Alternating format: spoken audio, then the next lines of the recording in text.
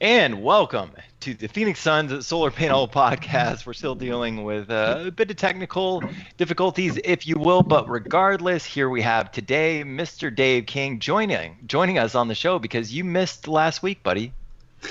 I missed on Wednesday. I sure did. Yeah, sorry about that, guys. But you guys had a great episode, so you didn't really miss me.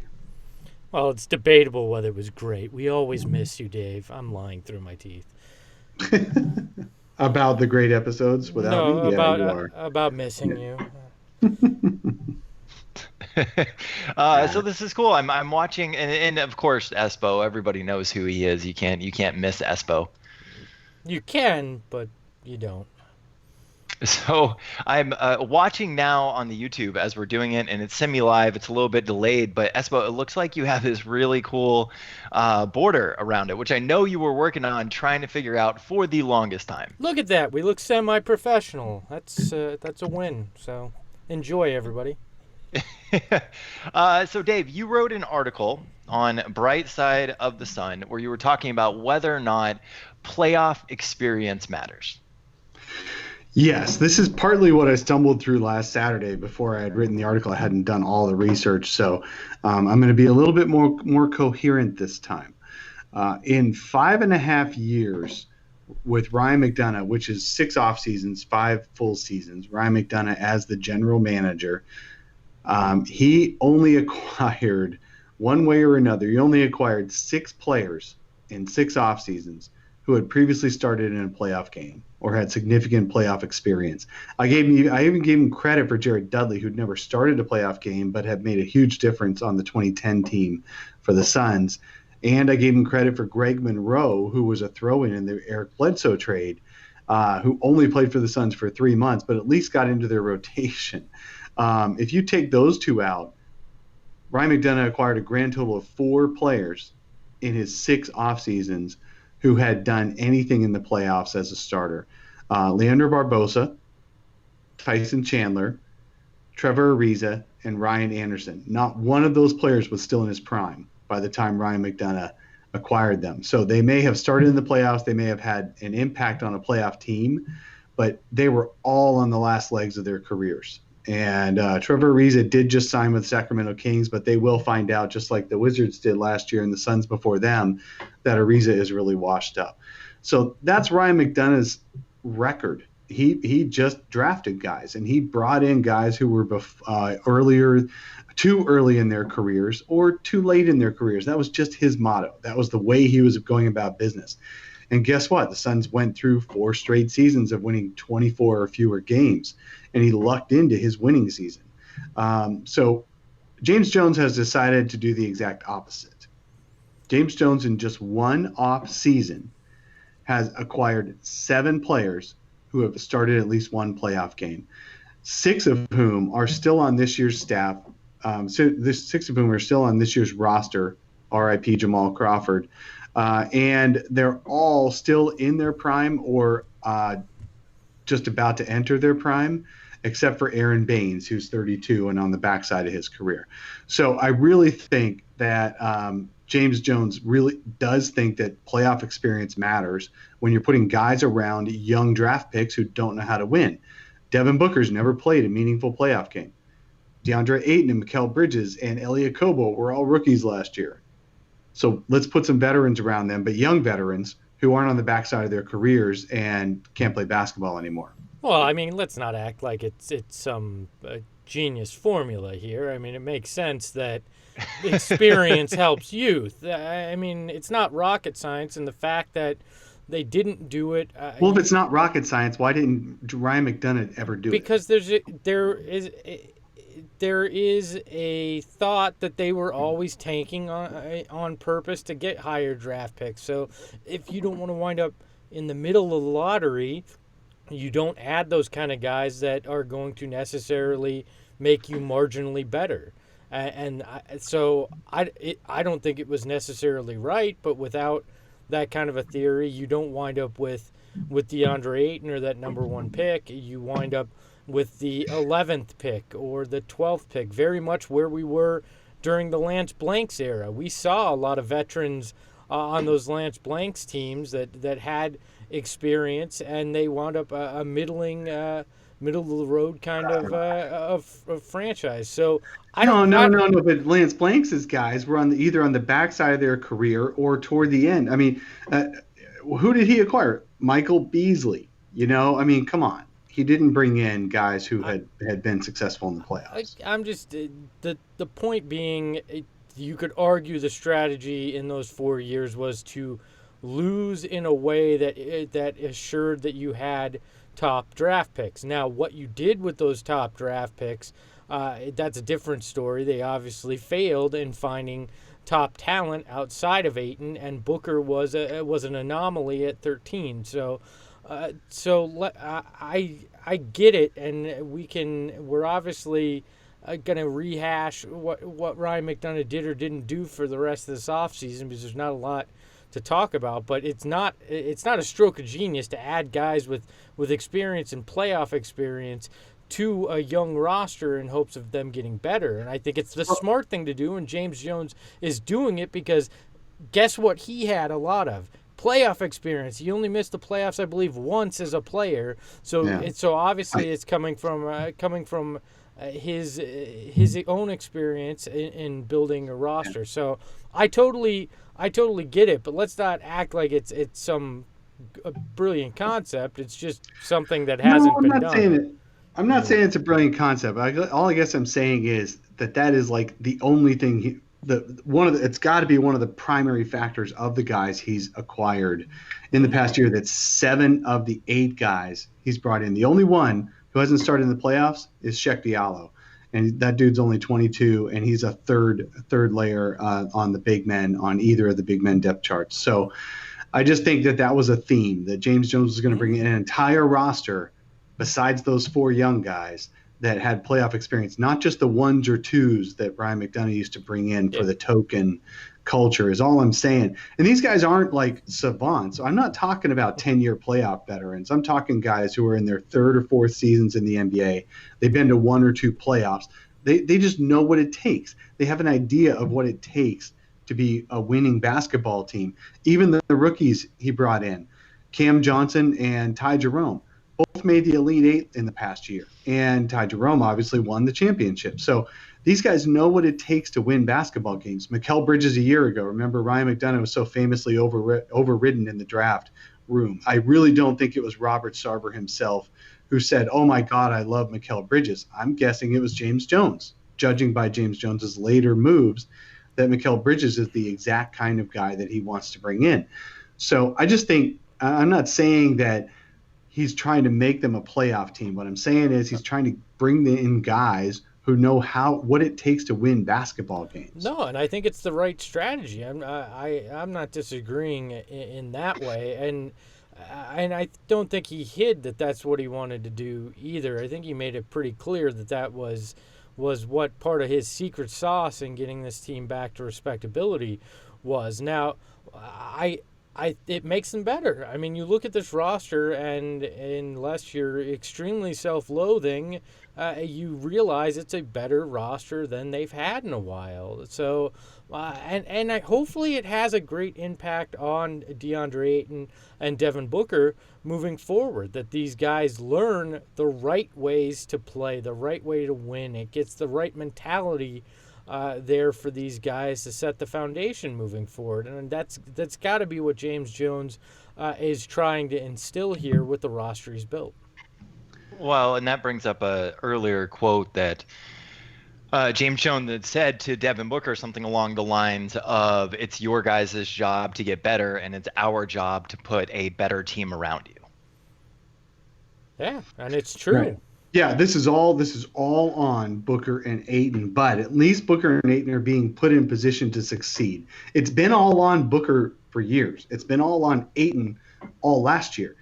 Now they're actually being put around guys who can help them surrounded by guys who can help them succeed and do the right things, so Booker can see what playing winning basketball looks like. David Griffin was doing an interview. The new GM of the Pelicans was doing an interview last month. And he said that, it's really hard in today's NBA when you've got to give rookie extensions to guys who've never played a meaningful basketball game. And he mentioned Devin Booker as one of them. A perfect contrast to Devin Booker is, I don't know if anyone's ever really thought about comparing Donovan Mitchell to Devin Booker. Have you guys considered that ever? Nope, Hey, never heard it. we're going to be doing it later, actually, when we break down the Suns' backcourt versus the That West. comes up every day on Twitter, is who's better, Donovan Mitchell or Devin Booker. And the only reason Donovan Mitchell gets any credit is because he's been surrounded by a winning culture, and Devin Booker has not. So I'd like to see Devin Booker in that kind of culture for once. Yeah, and hopefully they've actually established it in the way they built this roster now. Okay, so a couple of things. If you are watching on the YouTube, do us a favor, hit that thumbs up button. It really does help with the YouTube algorithms. The second thing is a lot of listeners and supporters of the podcast support the show with a monthly donation. You can do $1, $5, or $10. There's a support the show button in the show notes below if you are listening to the podcast, or in the description below if you're watching on YouTube right now. And we did have a $10 supporter that I want to thank, Daniel Babb. And do me a favor, though. In order for me to send you that Sun swag that you get for being a $10 subscriber, I need your address. So go ahead and send me a message on Twitter at Sun Solar Panel, and I'll get that gear out to you. But thank you again so much to Daniel Babb. Yeah, thanks, buddy. Thanks, man. We appreciate you supporting the program. All right, so on today's show, we are going to break down. We're starting what I think is going to be a 6-part series where we compare the Suns roster versus the other teams in the West. We're going to start with the backcourt on this episode, and then we're going to do the second half of the Western Conference backcourt on the next full-length episode that we do next Saturday. But before we get into that, I do want to talk really briefly about Vegas over-unders, where the Westgate Sportsbook had the Suns at 29.5 wins. You had a couple others that had them at 27.5. Personally, I'm taking the overs all day on this. What do you guys think? The Westgate Sportsbook makes me take a little pause, because I think I've said 30 to 35 is probably the window, so 29.5 is right where if I were a betting man, I'd probably get a little nervous on betting the over, because it's a one-game swing there. But at 27, I'd bet it all day. I'd take the over and run with it, like no brainer at 27. Yeah, I definitely would take the over on 27. John Schumann on NBA.com put up a power rankings this week, and we're in the Western Conference alone, so it's 15 teams. He had the Suns 15th, but he had some really good reasons to put them at 15th. And the two biggest reasons were that the Suns' point differential per 100 possessions last season, which was like over 9 points per 100, was more than 3 times worse than any other Western Conference team, any of the other 14 teams. And their 19 wins was 14 wins behind the next worst West team. So on one hand, I'll take the over for sure. Absolutely. I think the Suns are going to exceed 27, even 29 wins next year. But I don't know that that's going to pull them out of the basement in the West, even if they do that.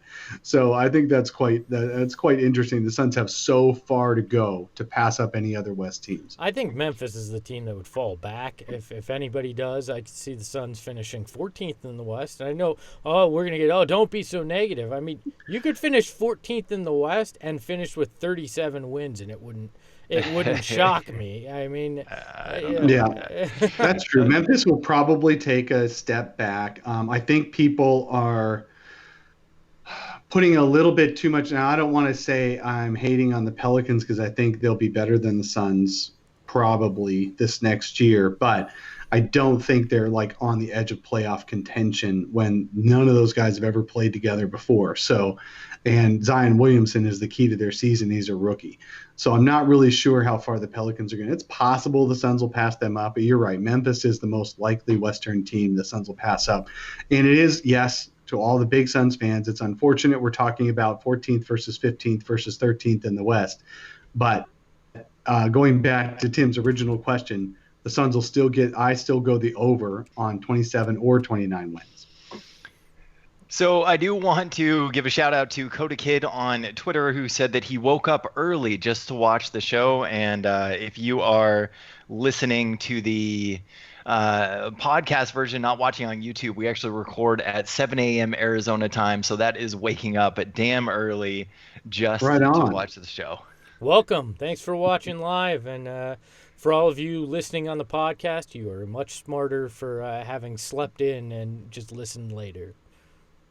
Also, we're going to do a bit of mailbag at the end of the show. So if you guys leave any good questions in the chat, I'm going to compile them and I'll put them in. So we're going to break down the Suns backcourt. But before we do so, we're doing the series on advanced stats. And today we want to break down win shares for you guys. So to make sure everybody understands a lot of these stats, we're going to start with win shares and kind of talk about how that relates to the Suns. So win shares basically attempts to divvy up the credit of a team's total wins throughout that season to the players individually. So if a team won 40 games, the total win shares for the players on that roster, in theory, would equate out to 40 wins. There's some really advanced calculations that go into this where they take offense and defense and they put those together. For example, they'll calculate the marginal offense that is equal to points produced times league points per possession times offensive points by that player. They'll also take into account things like team turnovers and a player's share of those. And you get all of that together, and that will help equal the win shares for a player. So last year for the Suns, Ayton led the Suns with 5.8.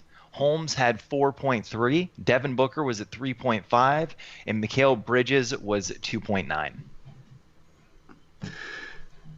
Right, exactly. Yeah, I was looking at that too, and it is interesting that DeAndre Ayton leads the team in win shares, even when someone like a Devin Booker played slightly more minutes than Ayton did, and but it's just about the kind of stats that are counted toward win shares, I guess. And DeAndre Ayton was racking up more of those.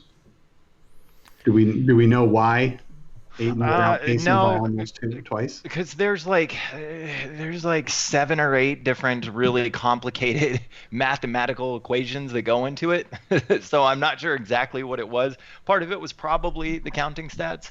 I think that there were some advanced stats that actually showed that DeAndre Ayton was a better defender than probably the eye test showed. Well, how much do we not know how much rebounding plays into this? Is it really a secret sauce where they've got this equation locked down so you don't know? Because that seems a little ridiculous to me if we don't know what's really digging a little bit into it. Devin Booker had 3.3 offensive win shares, which is when you're only using the offensive counting stats, and only a 0.3 defensive win shares. This is one of those stats that does not go negative, by the way. So you're 0 or greater than 0. Oh, no, never mind. It does go a little negative because Josh Jackson was minus on both. Josh Jackson breaks any scale, regardless of if he can go negative or not. Anyway, you can have offensive win shares and defensive win shares, and those add up. And Devin Booker gets almost no defensive win shares because he doesn't do any defensive counting stats. He doesn't get steals. And a player that gets steals will get more defensive win shares. So that kind of counts against him. But still, even Ayton had more offensive win shares than Booker.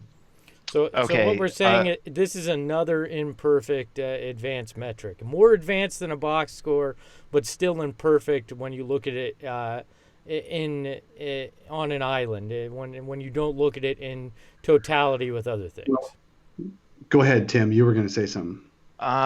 There's no one advanced stat that is perfect, or else everyone would just use that one. This one is also the Suns for example, last season didn't win very many games. So a player like Devin Booker is going to have a much lower win share than somebody like a De'Aaron Fox would. Right.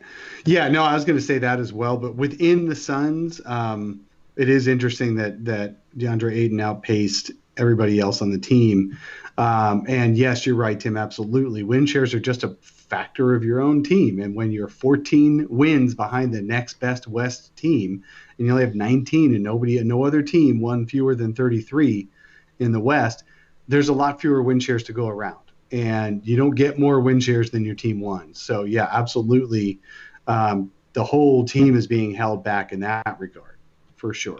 Okay, so we're going to be stacking up the Suns backcourt versus the West.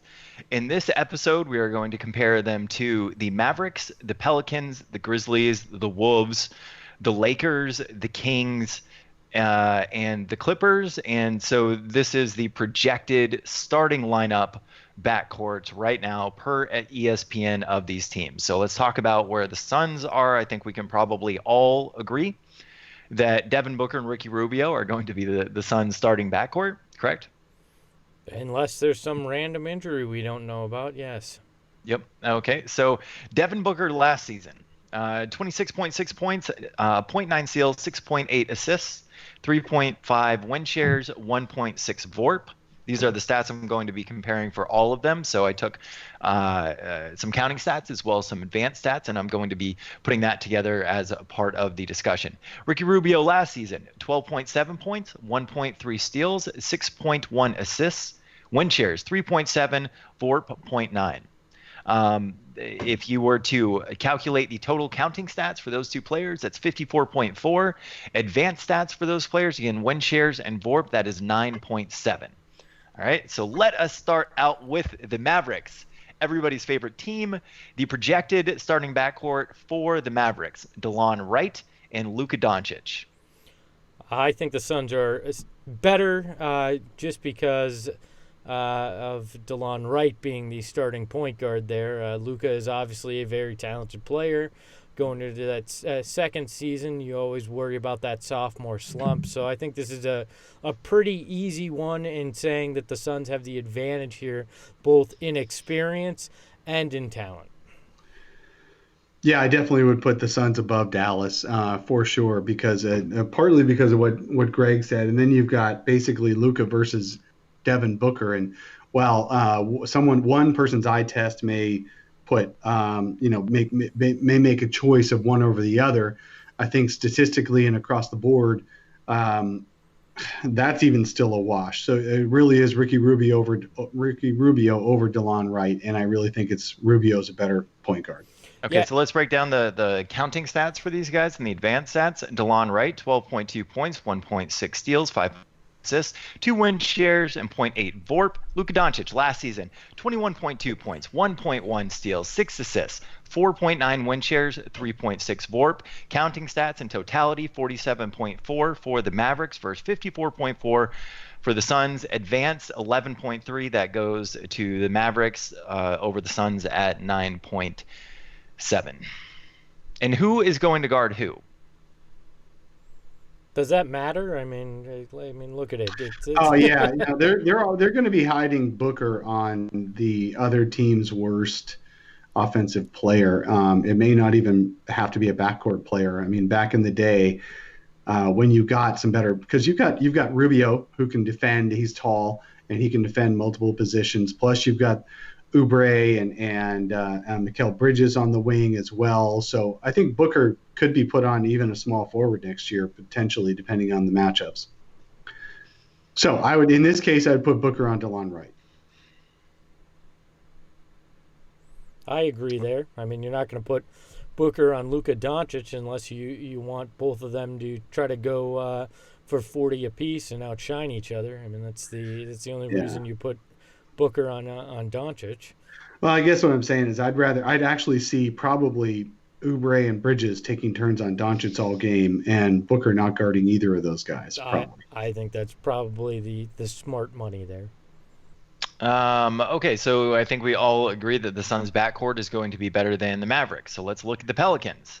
The Pelicans projected starting backcourt, you have Drew Holiday and JJ Redick. Drew Holiday last season, 21.2 points, 1.6 steals, 7.7 assists, 5.4 win shares, 2.9 VORP. JJ Redick last season, 18 points, 0.4 steals, 2.7 assists, 5.9 win shares, 0.8 VORP. The counting stats go to the Pelicans, and the advanced stats go to the Pelicans as well. Well, and the eye test goes to the Pelicans. I mean, Drew Holiday's an all-star, and J.J. Redick is one of the most serious three-point threats we've seen in the game, and you saw the huge impact he had in Philly. I don't think there's any doubt in my mind that New Orleans is a much better backcourt. I won't say much, but a better backcourt than the Phoenix Suns this year. Yeah, I think over the course of the season, I think New Orleans starting backcourt is a little bit better than the Suns. But you know what? In any one game, I'll bet you in their matchups, the Suns will outplay the New Orleans backcourt. I agree with Dave. I kind of don't agree. I think that Devin Booker is better than Drew Holiday, and I think that JJ Redick, while we think that Devin Booker isn't a good defender, in all comparison, JJ Redick certainly isn't a good defender. He also, one thing we aren't taking into account here is whether or not somebody can create their own shot, can make other players better. For the Suns, both of their starting backcourt players do. For the Pelicans, only one of those guys do. I mean, JJ Redick is amazing coming off-ball screens, but he's not making anyone better except for the bigs because he spaces the floor. I just disagree there. I mean, and this goes back to what Dave originally brought up. We're talking about guys that bring intangibles as well, and J.J. Redick is one of those guys that's been around, has the experience, and is going to make his team better simply because of that as well. I think New Orleans is a no-brainer, better backcourt than the Suns. I went through and I did every team last night, and the way I think of it, if they're better or equal or worse than the Suns backcourt, and New Orleans was one of a handful that were solidly in the better for me. I think that is a group that will just play better than the Suns backcourt this year. I like, we all were begging to get Drew Holiday in a Suns uniform. I think he's better than Ricky Rubio. If we're looking straight at point guard, and yes, Devin Booker is a better volume scorer than JJ Redick. Is obviously younger. Is obviously volume scorer. Is obviously a better passer than JJ Redick. But I think there's intangibles there, and I think JJ Redick, it straight up is probably right now the better 3-point shooter. In a vacuum, I like New Orleans backcourt more than the Suns. Would I trade it for the long term with Phoenix? No. But if we're looking at simply this year, is New Orleans a better backcourt than Phoenix at this point? Yes, they are. Okay, Dave, you are the tiebreaker, buddy. Okay, if given the opportunity to do a 2-for-2 trade, I would not trade Devin Booker and Ricky Rubio this season to do a 1-year trade. I would not trade those two to have Drew Holiday and JJ Redick. I just wouldn't. I think JJ Redick is right toward them. He's 34 years old. Very few NBA players actually continue to play very well into their mid to late 30s. I think JJ Redick is going to have a fall off year. People are going to see the way he plays. They're going to give him more credit for the way he plays than he actually will play this year. Drew Holiday, I love Drew Holiday. The dude should be an all-star. He's on the cusp of being an all-star for sure. But I'd rather have Devin Booker over him, and I'd rather have Ricky Rubio over Redick. So, and I think in one-on-one matchups or 2-on-2 matchups, basically in their matchups that they're going to have this year will be either 3 or 4 games against each other. The Suns backcourt will outplay the Pelicans backcourt. Look, okay, so hold on. I need to vote on this just because we have to go down this list, and I need to compile a list of who the Suns will be. Their backcourt will be better or worse than. So, Dave, you are the deciding factor. Suns backcourt better than the Pelicans this season? Yes or no? I'll go with yes. Okay. And Dave, you make a good point in terms of Redick's age.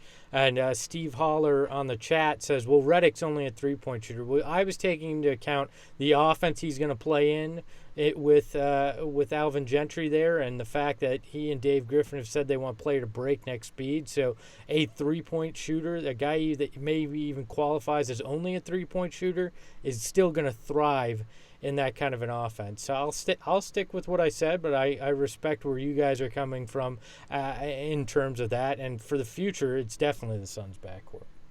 All right, so the Grizzlies coming up next. This should be a pretty short discussion. ESPN projected starters for the Grizzlies: Ja Morant. I don't have any stats on him because, well, he hasn't played in the league yet. And Dylan Brooks sliding in at the shooting guard position. You guys might remember him from the trade that didn't happen last year. Anyway, he averaged 7.5 points, 0.6 steals, 0.9 assists, 0 win shares, and a negative 0.3 VORP, which puts him just under replacement player level. Will the Suns backcourt, unless you want to dive deep into the Grizzlies backcourt, be better or worse? Suns better. Oh, and in a heartbeat. I mean, we can move on. There's not even a discussion here. If the Suns backcourt isn't better than that, we've got major problems. I spent so little time prepping that part, so yeah.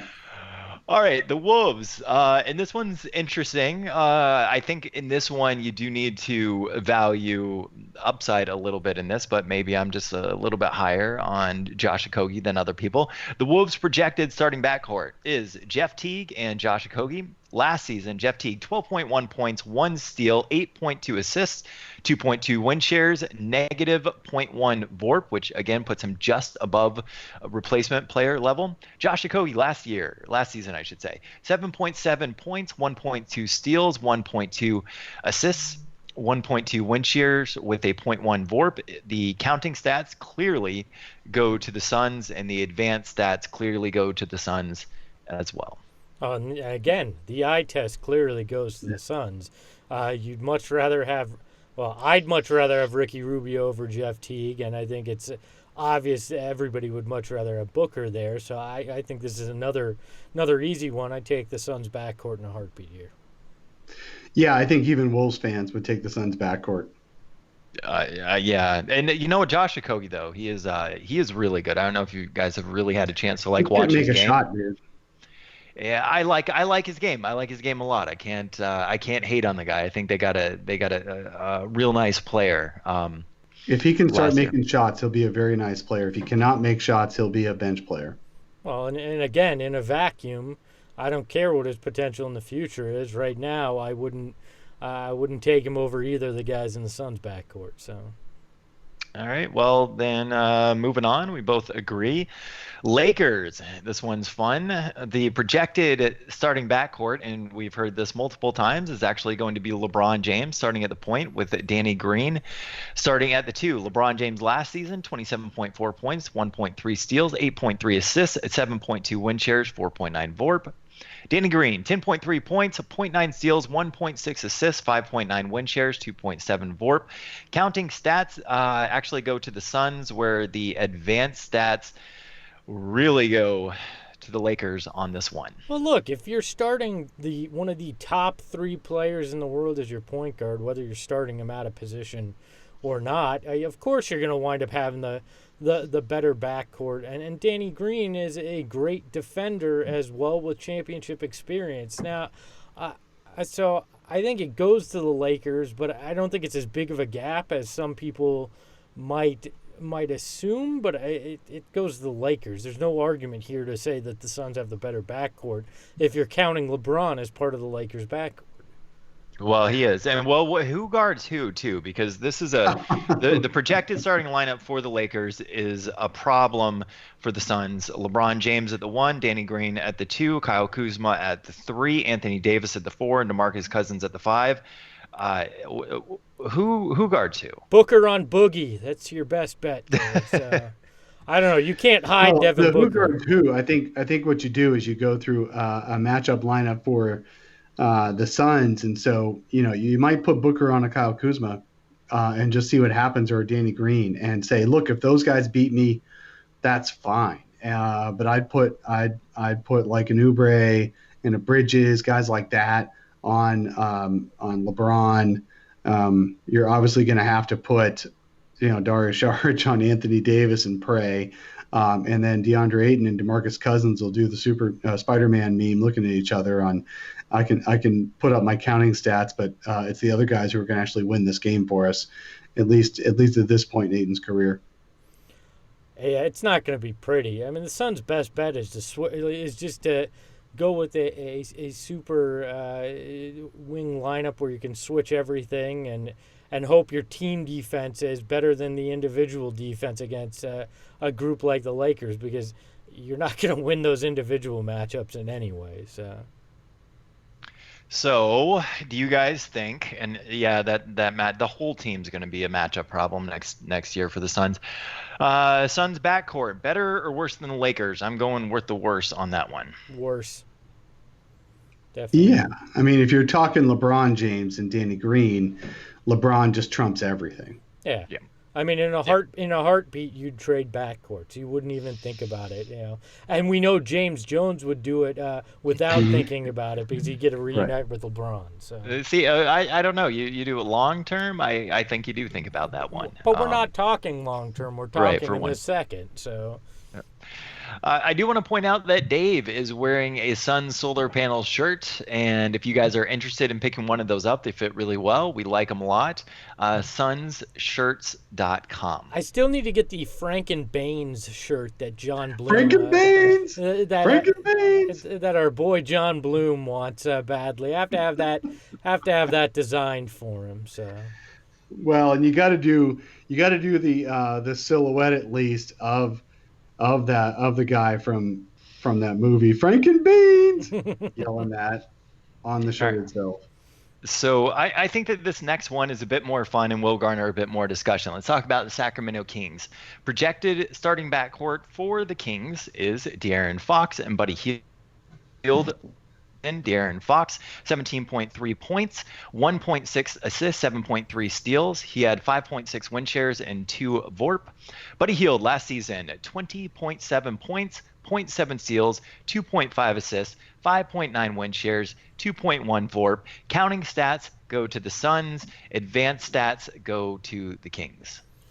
And I think it's about right, as I had this one as one of the very few pushes in the league. I think these are pretty equally matched up backcourts if we're looking in a vacuum. Obviously, the Kings long term you probably take, because De'Aaron Fox has much more of his career left than Ricky Rubio. But right now in the moment, I think it's pretty dead even between these two backcourts, and I'm actually quite excited to watch these matchups between these groups this year.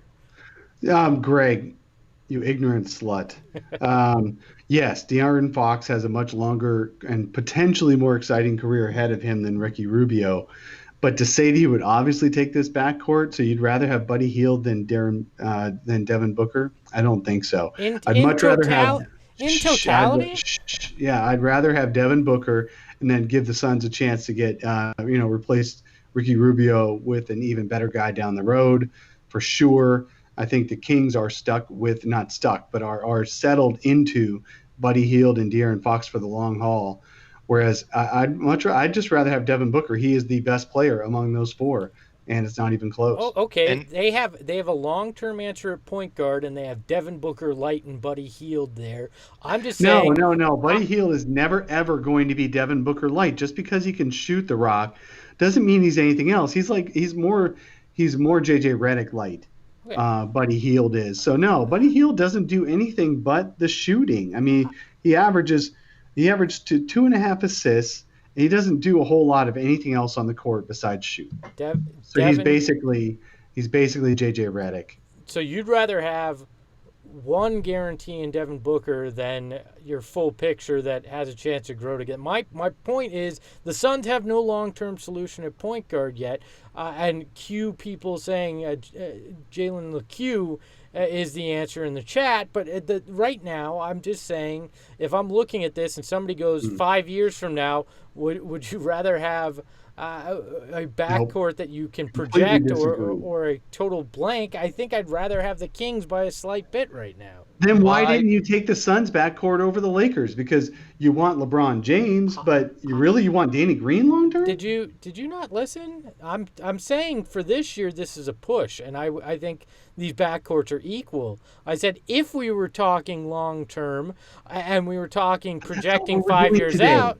That's what we're doing today. We're doing this year. I know, which I said was a push. So listen, I also disagree with a couple of those points, though, Greg. One is that you say that we don't have the long-term answer for point guard. While I agree that Ricky Rubio is not 22 years old, that Ricky Rubio is the long-term answer, and he's going to be here for at least 3. And then once that contract is up, it's not like he's an old man at that point either. So he could sign another 2 or 3. So we could be looking at a 5-year window of Ricky Rubio as a starting point guard, and there is an argument to be said there that is a long-term answer. Of course, that depends on your operational definition of long-term. Second, Ricky Rubio makes his teammates better, which is the number one quality for me in a point guard, and I would take that over De'Aaron Fox. De'Aaron Fox is a really nice player, but really where De'Aaron Fox wins is in transition. That's really valuable. It does a lot for a team, but that doesn't make the players around him better. I think you're discounting the number of miles that are on Ricky Rubio based on he started playing at a very young age professionally overseas.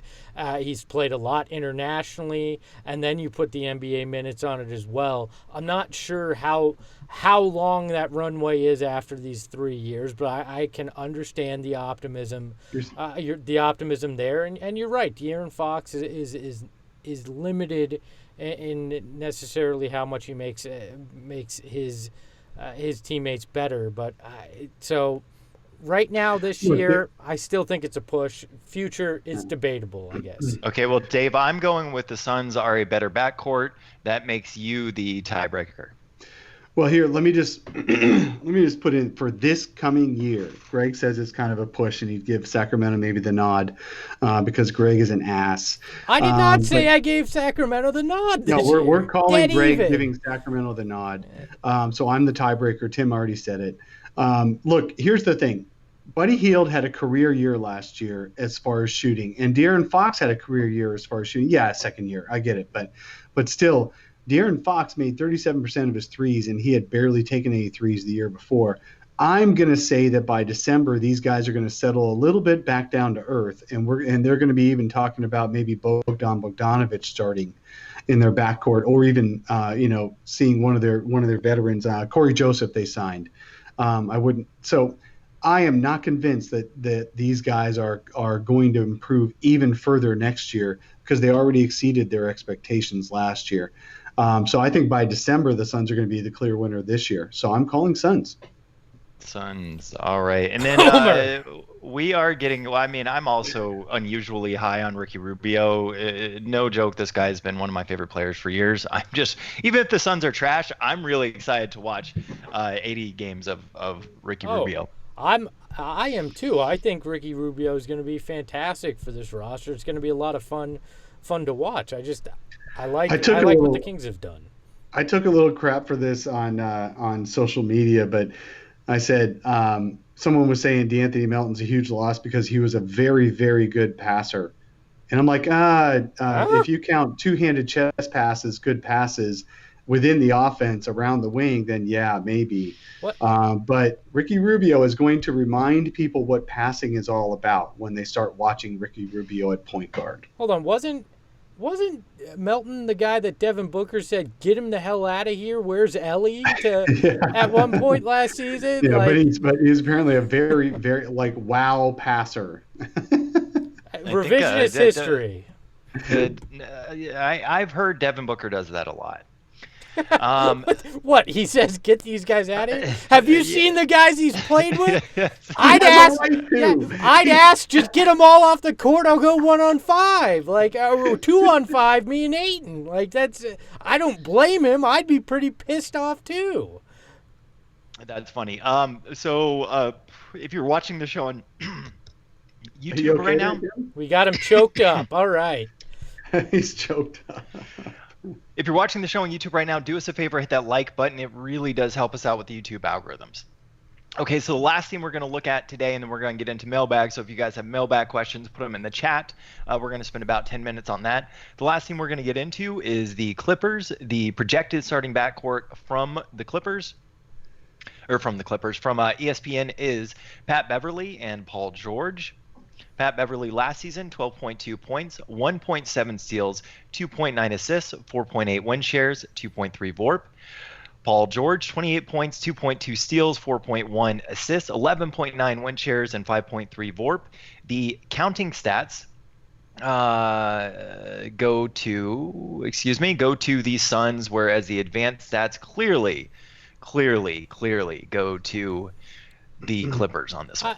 I think this depends because so we think Paul George is going to be the starting shooting guard there, since Kawhi will be the starting small forward. So if we're counting Paul George as the shooting guard here, who's their power forward? Sorry, I'm being ignorant. Montrezl Harrell. Yeah. Oh. So he's not going to play center. Okay. Yeah. So I look at it, and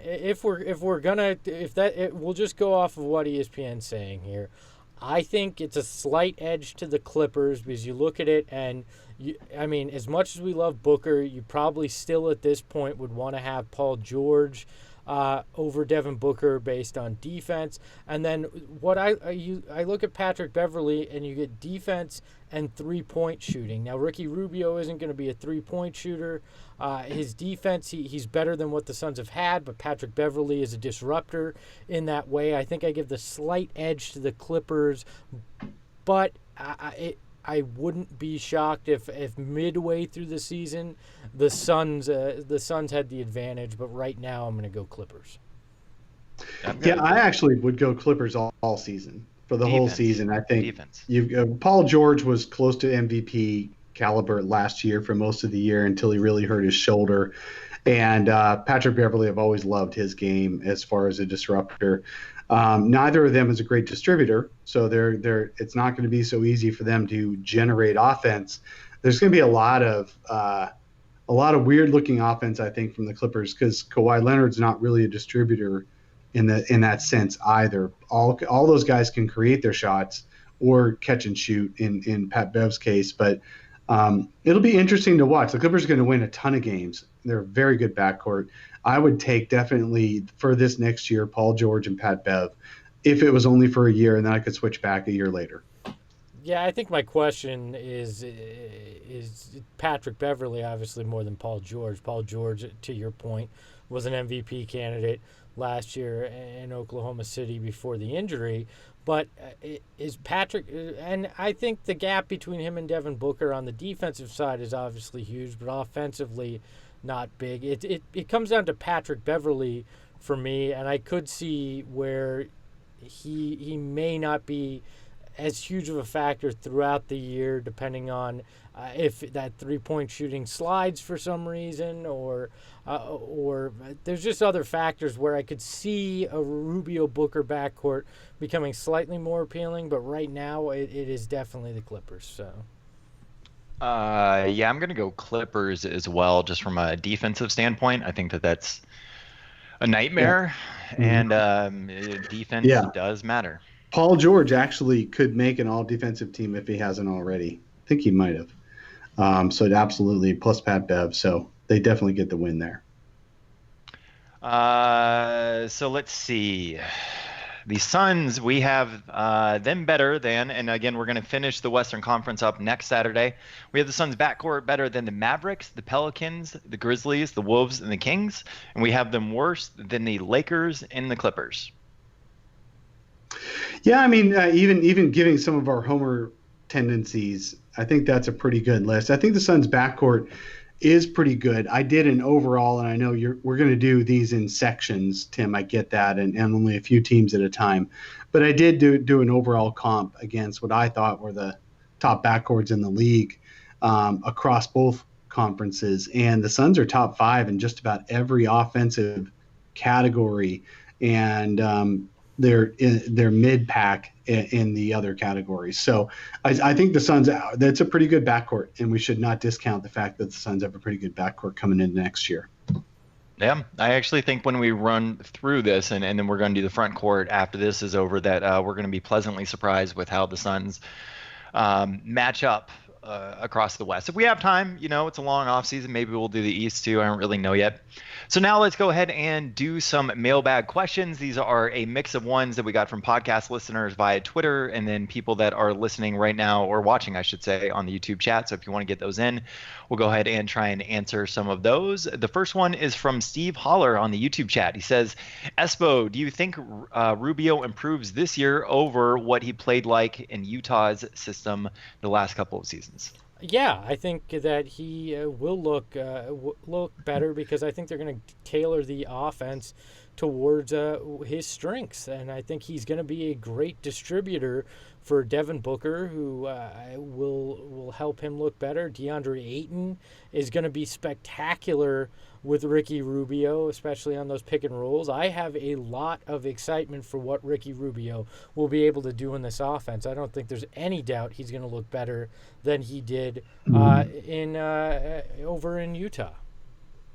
Yeah, last time Monty Williams was a head coach, he helped Chris Paul look like an all-star.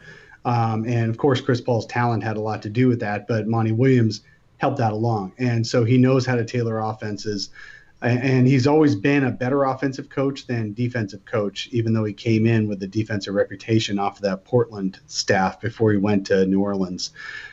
So I do think that Ricky Rubio is going to look a lot better this next season than he did in Utah, which was a very much catch and pass or catch and shoot. And so very egalitarian. And so I think he'll look much more like the point guard people thought he was back in Minnesota. All right. And then this one comes from Jewel, Jewell, over on Twitter. Jewel? Could be just Jewel, right? I mean, it could be. It's Tim. Of course he thinks it's Jewel. Is this from Krypton? Is Jewel from Krypton? Jewel. And Kal-El. Kal-El's leaning in. Jor-El, yeah. All right, so he says, will Tyler Johnson and Aaron Baines be Suns by the All-Star break? Ooh. Good question. If the Suns are doing well, wow, that is a really good question, because Tyler Johnson is going to be very much liked as a guy off the bench who can come in to back up either Booker or Rubio effectively. And he's a career 37% three-point shooter. He obviously can run the offense and get very few turnovers when he's doing it. He did pretty well for the Suns this past spring. So he's going to be seen as an important player. If the Suns can upgrade to a much better player, then yes. If the Suns, he would not be traded for a dump or released. I can almost guarantee that, unless there's a major injury issue going on with Tyler Johnson. He's only going to be 27 next year, so he's not going to get suddenly old. So no, Tyler Johnson, unless it's a major upgrade for a player, Tyler Johnson will still be on the team after the All-Star break. Aaron Baines, you could make a case that he'll he'll pull a Tyson Chandler and say, I don't really feel like playing for this team. But I actually don't see that happening. I see Monty Williams really getting Aaron Baines to dial in and focus this next year. And then we'll just see how the fall goes. And if the Suns are competitive and fun, Baines might last out the year. If the Suns are in the dumps again and looking at a top 4 pick, then maybe they'll be nice and either release Baines or trade him. So it's a really good question we cannot answer right now. I think right now they expect both guys to be there all season unless there's a major upgrade. They're both expiring contracts, so Baines might be included also, like a Tyler Johnson, in with a big contract player that another team wants to get rid of. Yeah, a couple factors. It depends on, is there a big, a quote-unquote star, particularly at power forward, that becomes available? If so, I think Baines and Tyler Johnson are likely gone if the Suns are part of that deal.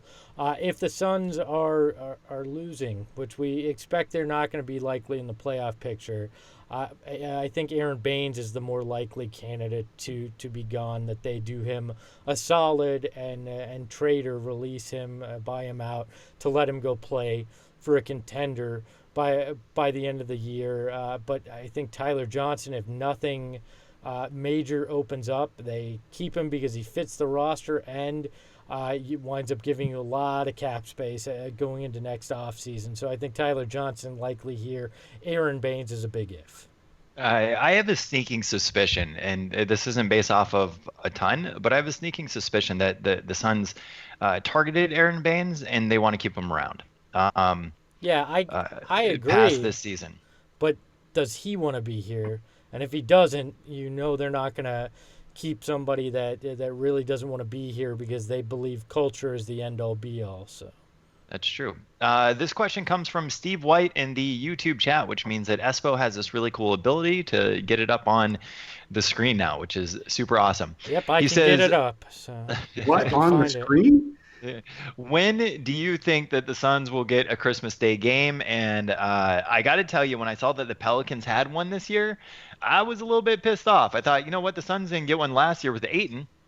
Yeah, but the Pelicans had Anthony Davis leave. There's different factors here as to why the Pelicans got a Christmas Day game. And honestly, as somebody who worked for a team, I sure as hell never wanted to see the Suns show up on a Christmas Day schedule because that meant my ass had to be schlepped down to the arena and work for 12 hours on a holiday that the rest of the company got and everybody else got. People forget about that factor about Christmas Day games, that people actually have to work that stuff. But I think it's going to be a while before we see a Christmas Day game. Yeah. Let's see. Let's get another one from Twitter. And this one is actually more directed at us. This one comes from Cody James. He says, is covering the Suns any of your full-time jobs, and how many hours a week does it take to make and edit the podcast to keep it up? No, it's not my full-time job. It once was, and now I work in marketing. So, fun times. And it's never been a full-time job for me. I've got a regular full-time job. I just do this nights and weekends. And then Tim can comment on the making and editing and producing the podcasts.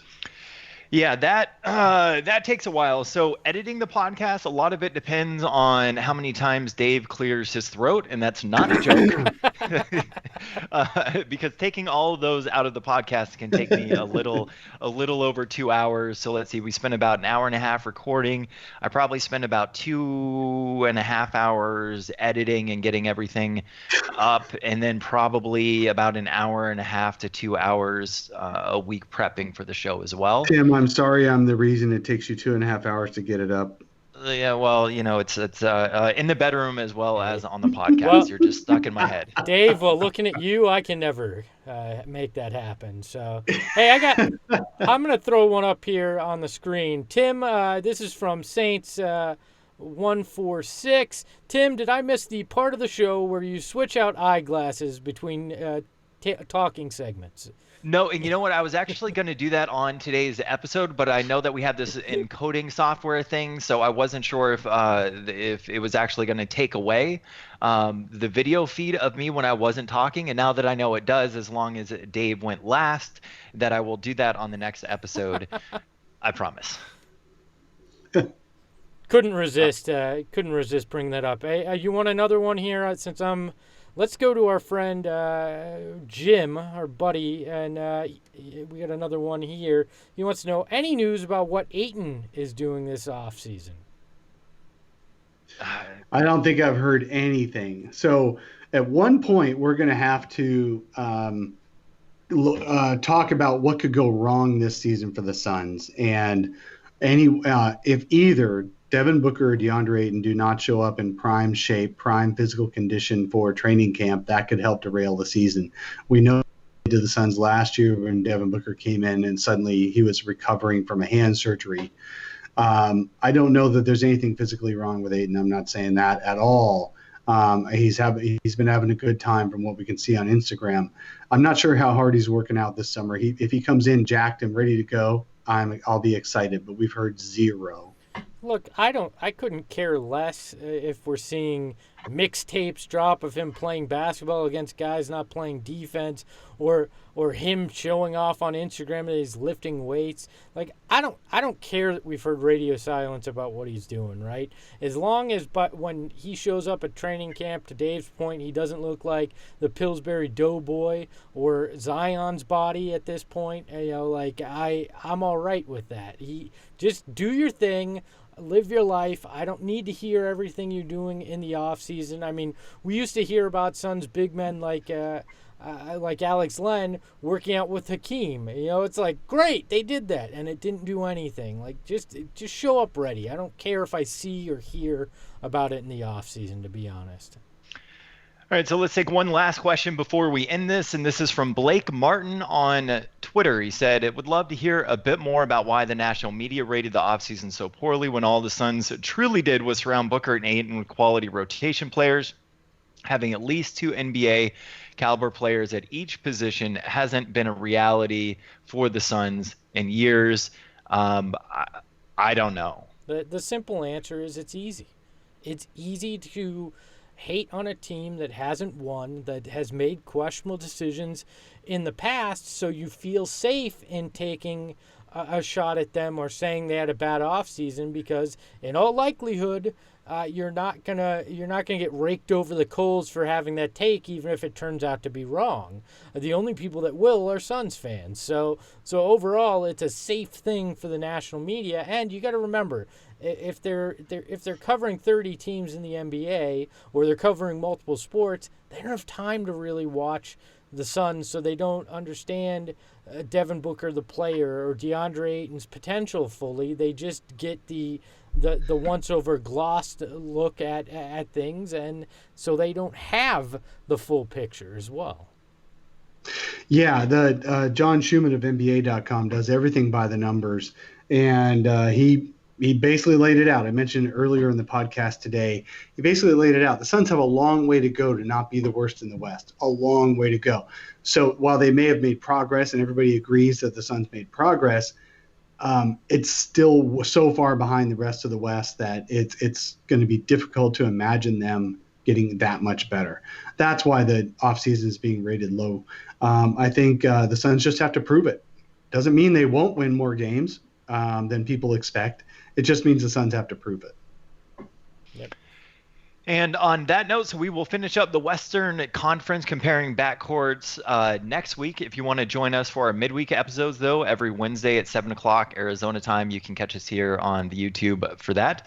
If you guys want to go ahead and get a solar panel shirt, we have those available. That's the one that Dave is wearing right now. You can go to sunsshirts.com. And if you do want to support the show, you feel like you get something out of it, a $1 a month donation. If you're on YouTube, you can look at the description below. If you're listening to the podcast, look in the show notes, and the link is there. Just hit the support the show button. But we really do appreciate everybody that woke up so early for the YouTube, and everybody that takes an hour out of their day or out of their week, I should say, to listen to the podcast as well. Thanks, everybody. We appreciate you, and we'll talk to you on Wednesday.